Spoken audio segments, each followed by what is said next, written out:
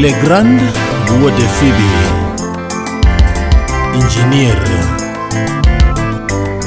Rao Teresia, Salimia Kevin Ochi, Wuod Koyugi, Mano Palara Tengo Yotonyiso, Barikiwa Studio. Yelelelelele, yelelelelelelelelelelelelelelelele.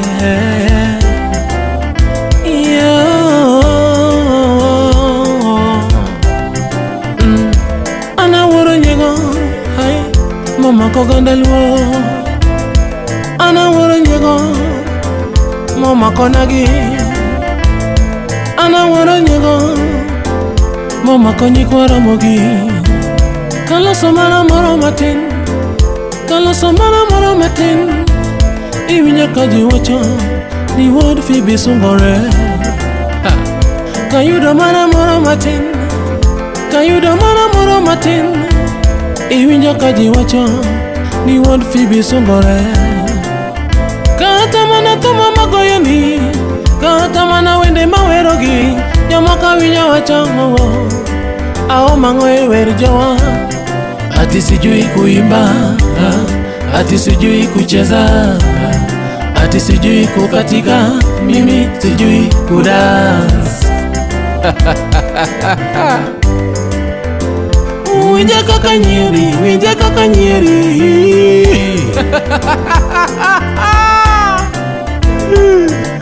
Samita gori kingi mana anta suda mele jawa. Achamo gima chunya gombo. Arwako nanga machunya gombo. Anindo kama chunya gombo. Abayo kama chunya dwaro. Ariemo gari ma chunya dwaro. Janyego, janyego, janyego, janyego, janyego, janyego, janyego, para nyadirio.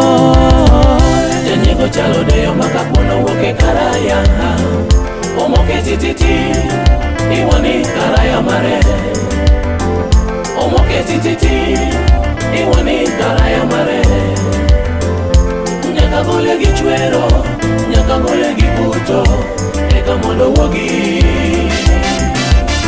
Charles Nyakure, salams. Janyego,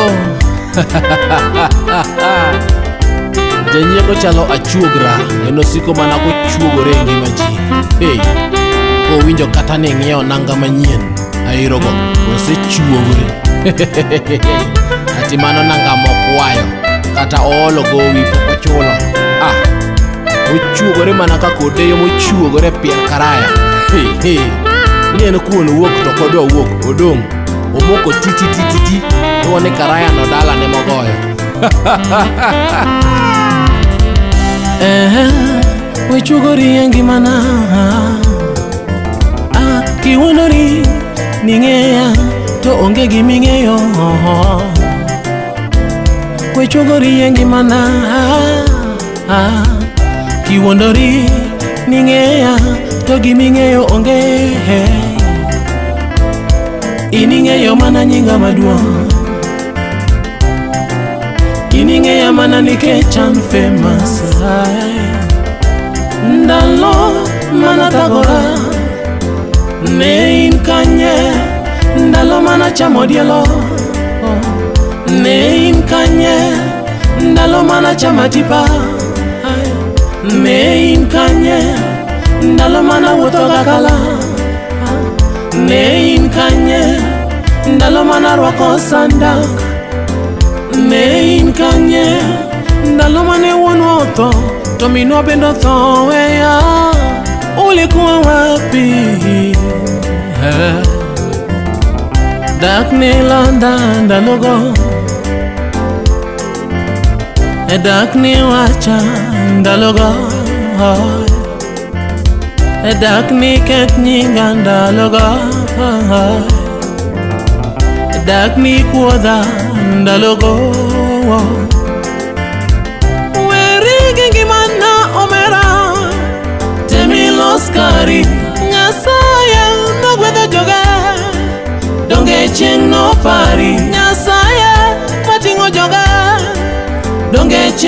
tingi weri koda weri gingi mananga weri koda aya janyego chalo de makapona woke karaya omoke tititi iwani karaya mare omoke tititi iwani karaya mare nyaka bole gichwero nyaka bole gibuto eka mondo wogi Ken Muga wapi salamu za Pogot Peter Jakipasi Anyango Angira Nyarogwedi Masai Gololi Nyego Gimarach Nyego nomiyo Cain onego Abel omen mare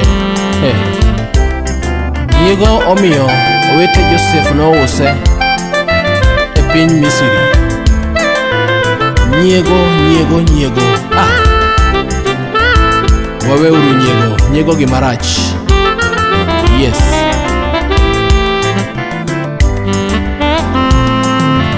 In most cases Janyego 90% mar ngimane odenyo sana Kata kipenje when last did you spread blue band on your bread He will not remember okobi paro But he's so busy spreading rumors about people gik monge go kata gi understanding Chaki penje when last did you start sugar in your cup of tea Ngani madho dubia pile pile Sukari no winja But he's so busy stirring up emotions concerning your life Don't argue with a fool because you will look like a fool yourself hey.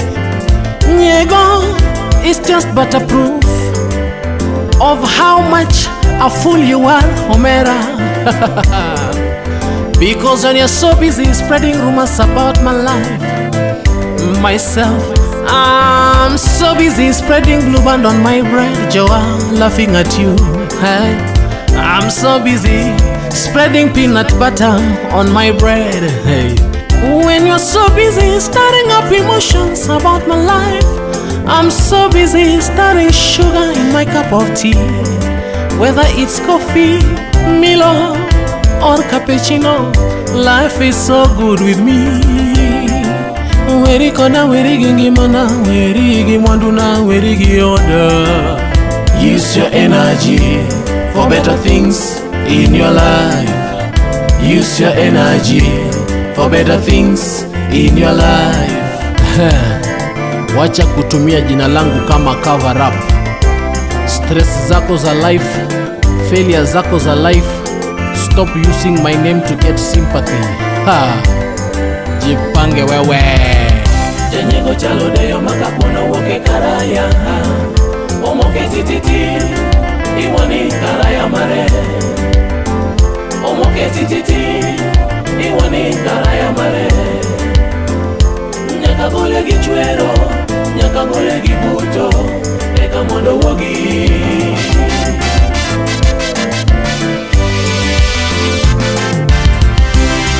Le Grand Wode Phoebe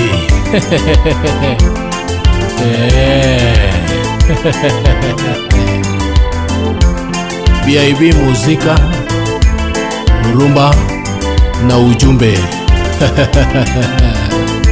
Wapi Bob Seth Otieno Jasuba Wodi Nyarach Wodi Nyagoro Franco Ching Frankito Salimia Timothy Orua Timotheo Jacorinto Maduong yes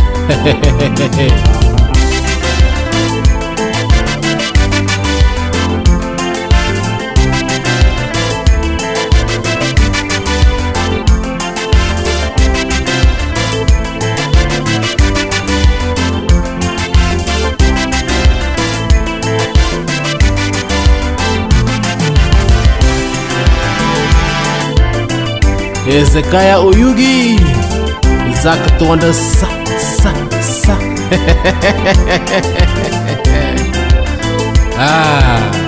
Wapi Dr. George Wadegu Teloma Wodi Kisumo Kapuonja yes John Kabong Rakwach Rafiki yangu Wodi Seme Kombewa Officer Lady G